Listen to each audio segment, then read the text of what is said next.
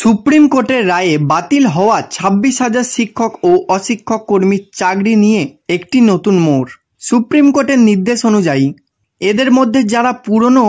চাকরিতে ফিরতে ইচ্ছুক তাদের তালিকা প্রকাশ করল স্কুল সার্ভিস কমিশন। এই তালিকাটি সেই সমস্ত প্রার্থীদের জন্য একটি আশার আলো যারা তাদের পুরনো কর্মস্থলে ফিরে যেতে চান। সুপ্রিম কোর্ট সম্প্রতি একটি ঐতিহাসিক রায়ে জানায় যে সমস্ত শিক্ষক ও অশিক্ষক কর্মীর নিয়োগ বাতিল হয়েছে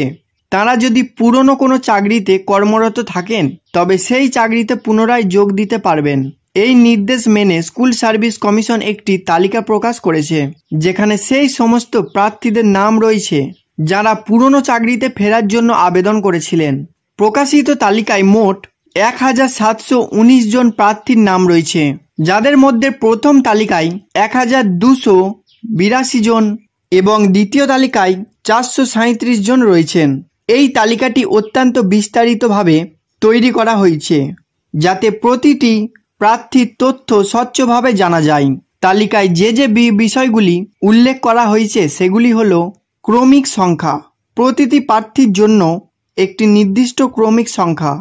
ডকেট নম্বর, পুরনো চাকরিতে ফেরার জন্য আবেদনকারী প্রার্থীদের দেওয়া একটি বিশেষ নম্বর, প্রার্থীর নাম, আবেদনকারী শিক্ষক বা কর্মীর নাম, পদ, নবম দশম শ্রেণী, একাদশ দ্বাদশ শ্রেণী, গ্রুপ সি বা গ্রুপ ডি কোন পদে তিনি নিযুক্ত ছিলেন, স্কুলের নাম ও জেলা,